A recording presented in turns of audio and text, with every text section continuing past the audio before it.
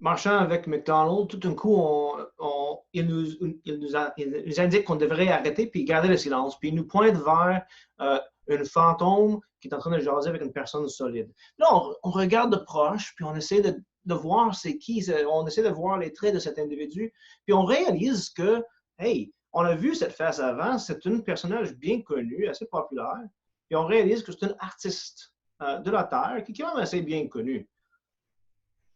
Et donc, on commence à écouter leur conversation. L'artiste, regardant autour de lui, est absolument émerveillé par la beauté de ce lieu et il fait un commentaire qu'il a envie de le peinturer. C'est tellement beau, j'aimerais le capter dans une peinture.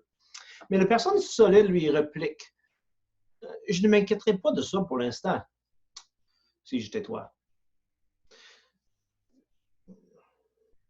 Regarde, dit le peintre, regarde là, on ne pourrait pas continuer à peinturer ici. Et la personne réplique, regardez vient en premier. Regardez vient en premier.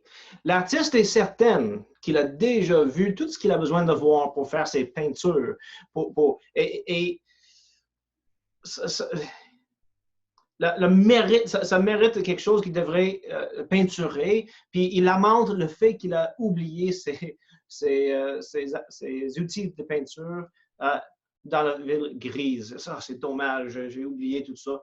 La personne solide lui explique que ce genre de choses lui servirait plus à rien, ce qui est inquiétant, n'est-ce pas?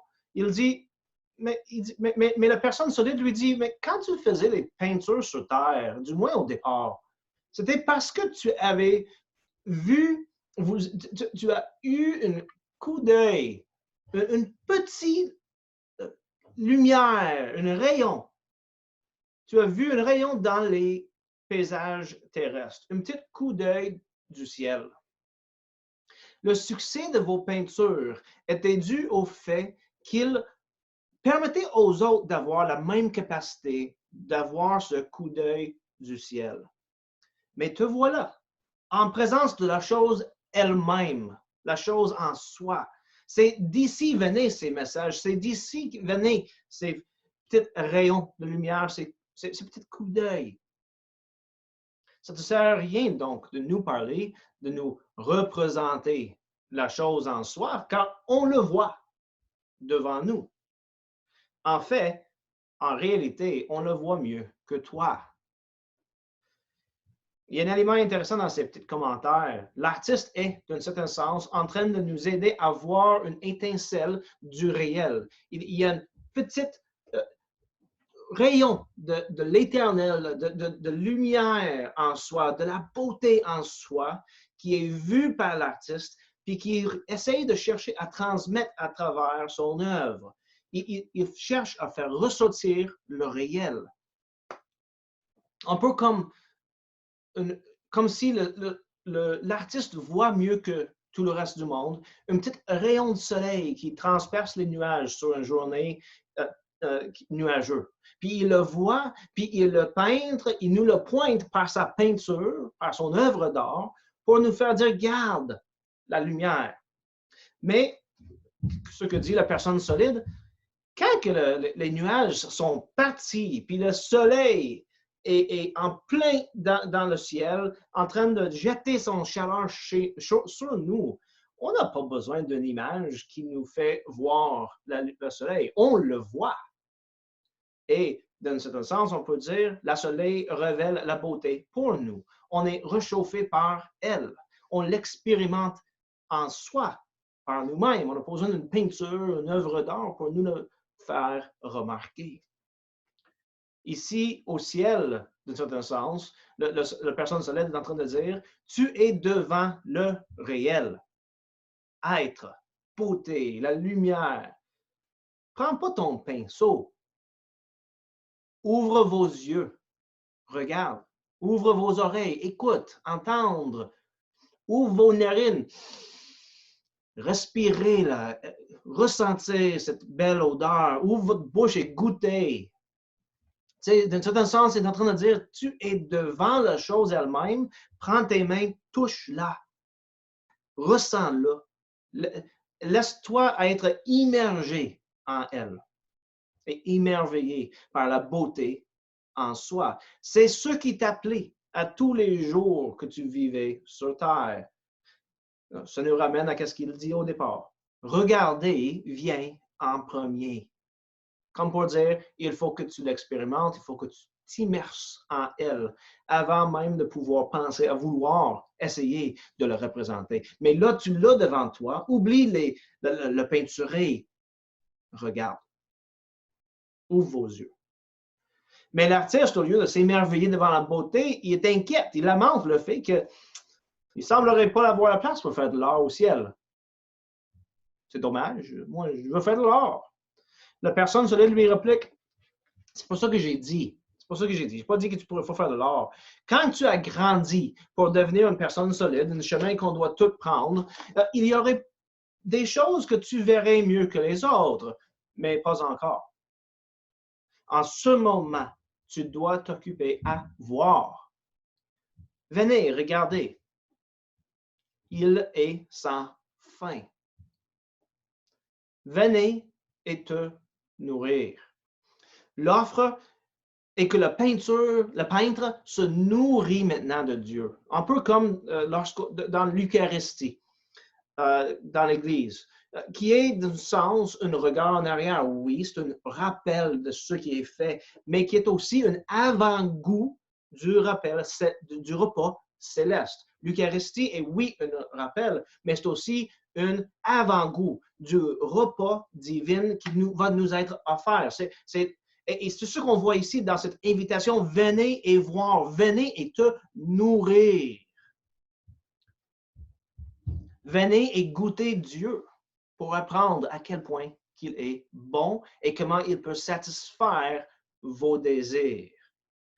Sur terre, on peut dire, on a des avant-goûts, c'est comme des hors d'œuvre, on pourrait dire. Lorsqu'on apprécie un bon repas, un bon vin, un bon fort, une bonne bière, la sexualité gratifiante, je ne parle pas de sexualité gratuite et vide de sens, mais une sexualité qui, on pourrait dire, est quasiment transcendant et satisfaisant.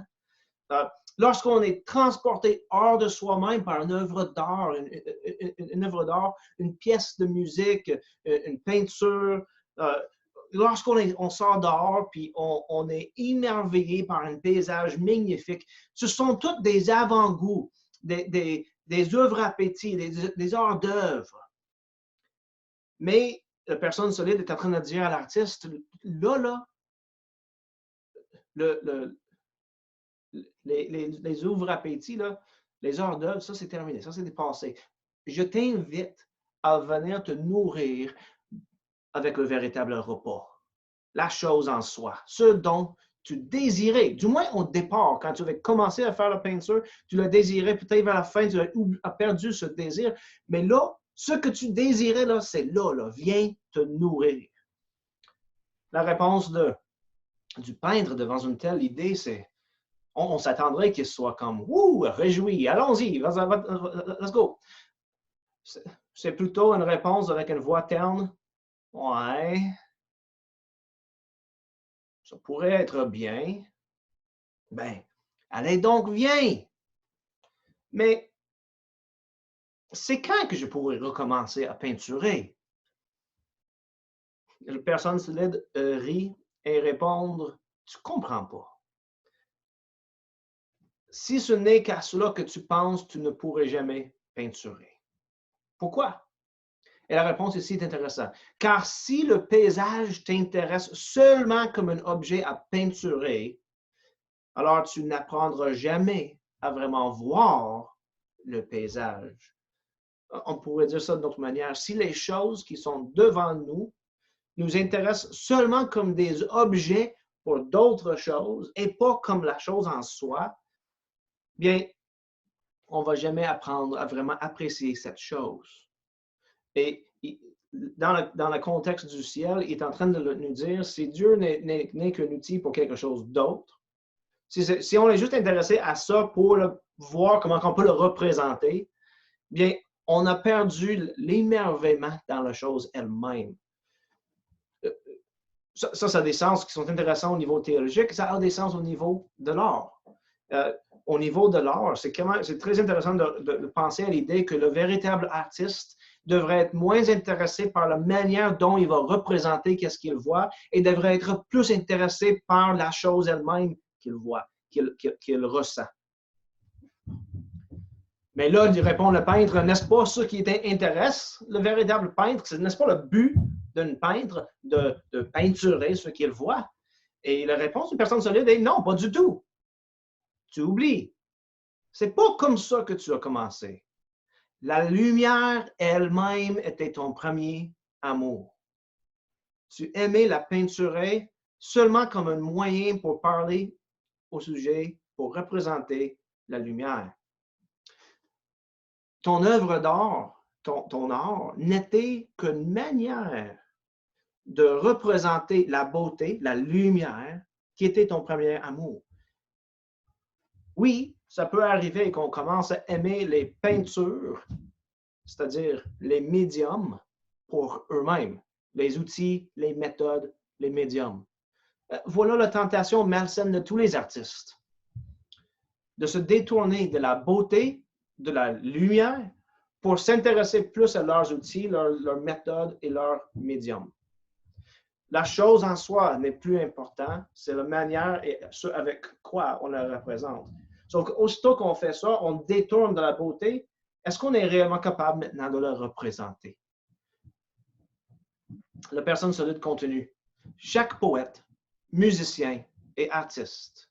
Et je vais, un petit commentaire là. Qu'est-ce qu'il est en train de dire?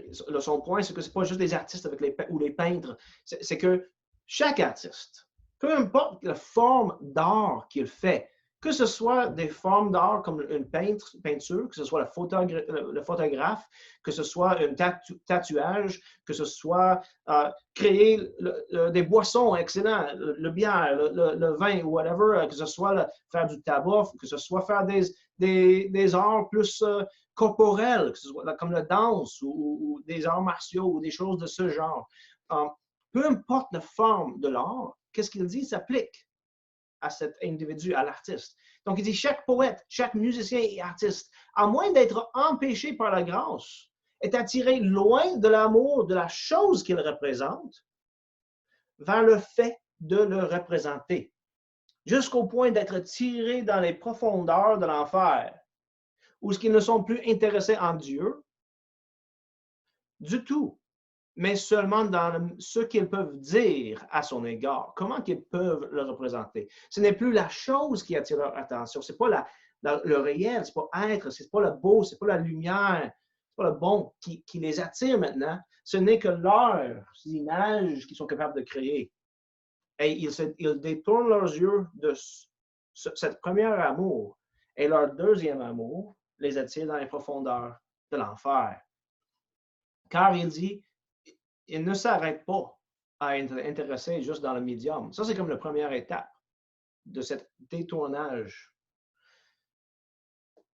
Il descend encore plus, étant seulement intéressé par leur propre personnalité et éventuellement dans rien d'autre que leur réputation. Tout artiste, chaque personne qui produit des œuvres pour l'appréciation est en danger de ce pente glissant, où ils finissent comme étant aucunement intéressés par la chose, ni même par les techniques et les médiums et les manières de la faire, ni même par eux-mêmes, par leur propre personnalité, mais exclusivement par leur réputation. Ils ont oublié leur premier amour, la beauté, la lumière, ce qui les attirait et ce qu'ils voulaient représenter, et ils ne s'intéressent plus que ce qu'on pense de eux. De nos jours, c'est une des plus grandes tentations pour même les artistes qui commencent. Avec Instagram, Twitter, Facebook et tous les autres médias sociaux, cette tentation devient de pire en pire. On ne s'intéresse plus à la chose en soi, à la beauté, à l'être, à la lumière qu'on voit à travers les choses. On ne s'intéresse plus à ça. On s'intéresse à combien de likes qu'on a eu sur notre publication sur les médias sociaux et combien de personnes nous suivent. C'est juste notre réputation qui nous intéresse. Mais dit la personne solide, tu peux être guéri de cela en venant avec moi à la fontaine dans les montagnes. Il dit, quand tu as bu profondément de cette fontaine, tu oublies à toujours toute notion des droits d'auteur, de la propriété individuelle. Que ça, c'est à moi, c'est moi qui l'ai fait, regarde-moi. Il dit, tu oublies ces droits d'auteur de vos propres œuvres, tu prends plaisir dans vos œuvres, comme s'ils étaient les œuvres d'un autre, sans orgueil, sans modestie. Notez, c'est comme deux côtés extrêmes, sans orgueil et sans modestie. Tu es rendu capable simplement de prendre plaisir dans l'œuvre, oubliant que ça t'appartient, d'un certain sens. L'idée est plaisante pour le fantôme, c'est une idée même géniale, mais la pensée vient rapidement. Hey, mais est-ce que je vais rencontrer des artistes célèbres? Il doit en avoir ici, j'imagine. T'en connais-tu? Puis là, tu peux quasiment voir le personne solide qui commence à être un peu inquiète. Tu sais, c'est comme, voyons donc, tu ne comprends rien. La notion de célébrité, de réputation est vraiment implantée loin et profond dans le cœur de cet artiste. Et la personne solide lui dit, mais personne ici n'est célèbre, pas plus qu'un autre. Tu ne comprends rien. La gloire coule dans tout le monde et retourne de tout le monde, comme des lumières et des miroirs. Mais ce qui est important, c'est la lumière, pas les miroirs. On s'en fout de la grandeur du miroir, de la clarité du miroir, de la manière qu'il est présenté. On s'en fout de la miroir. Qu'est-ce qu'on veut? C'est la lumière qui vient de la lumière, qui vient de ailleurs, qui est reflétée. Ce n'est pas l'artiste qui est important, autrement dit, mais la beauté qu'il voit, vers laquelle il nous pointe dans son œuvre d'art, la beauté qu'il cherche à reproduire et à représenter. Ce qui est important, c'est la lumière, pas ceux qui la représentent comme bien. Il dit, ce n'est pas qu'il y a personne de célèbre, c'est qu'ils sont tous célèbres, tous souvenus par le seul esprit qui peut donner un jugement juste. Une telle pensée pour quelqu'un qui se pense déjà célèbre, pour quelqu'un qui est peut-être célèbre, ça peut être un peu fâchant. Tu sais? Quand tu te vois déjà comme important au-dessus des autres, l'idée que les autres dont tu es au-dessus pourraient être aussi importants, aussi célèbres que toi, ça c'est fâchant. Que le vagabond inconnu pourrait être aussi célèbre en fin de compte, aussi souvenu que toi, c'est pas juste. Et pourtant, le point ici, c'est que oui, c'est juste. En fait, c'est ça, la justice véritable. Le point qu'il soulève ici, c'est qu'il dit le seul esprit qui peut donner un jugement juste, c'est celui qui s'en rappelle de nous. Le point ici, c'est que le seul qui peut nous voir comme nous sommes, qui voit à travers nos masques, à travers nos défauts, tout comme à travers nos habiletés et nos meilleurs masques qu'on peut se mettre, qui voit à travers notre laideur et notre beauté superficielle. C'est aussi celui-là qui est capable de donner un jugement véritable de notre valeur. Et il s'en rappelle de chacun. C'est lui qui envoie sa gloire. C'est lui qui rend chacun célèbre, si on peut dire. C'est lui qui est l'auteur même de ce que nous sommes. Nous sommes des miroirs. Il est la lumière. Dans cette vie, on ne sait peut-être pas. Est-ce que je suis un miroir qui est grand ou petit, craqué, brisé? Est-ce que je suis un miroir qui reflète bien la lumière ou plutôt terne, puis la lumière ne brille pas facilement à travers nous? Nous, on ne le sait peut-être pas. Il le sait. Il s'en rappelle de nous. C'est lui qui envoie sa lumière. Et peut-être les personnes que nous, on voit aujourd'hui comme étant des célébrités sont des miroirs brisés. Et des personnes que nous, on voit comme étant brisées sont des gigantesques lumières, des gigantesques miroirs qui reflètent la lumière. Pour l'artiste, tout ce que lui entend, par exemple, c'est qu'il ne serait pas rappelé, il ne serait pas célèbre ici. Et donc, tout ce qui importe, c'est qu'il doit garantir sa réputation sur Terre. Et ça commence à l'inquiéter. Est-ce que les gens s'en rappellent de moi sur Terre? Puis le fantôme solide, il rit. Tu sais qu'il n'y a personne qui s'en rappelle de nous, hein? nos œuvres que nous, on a faites, ils sont même plus vendables. Personne ne veut les acheter. Nous, il n'y a personne qui connaît nos noms, là. Et nos théories de l'art, puis comment qu'ils devraient être faites, là, on n'en parle plus. Mais là, ça, c'est trop pour le fantôme. De penser qu'il était déjà oublié sur Terre et que ses idées sur qu'est-ce que l'art ne vaut plus rien, ça, c'est trop. Et que ces peintures sont plus à mode, il ne peut pas endurer la possibilité. Et donc, il quitte en courant.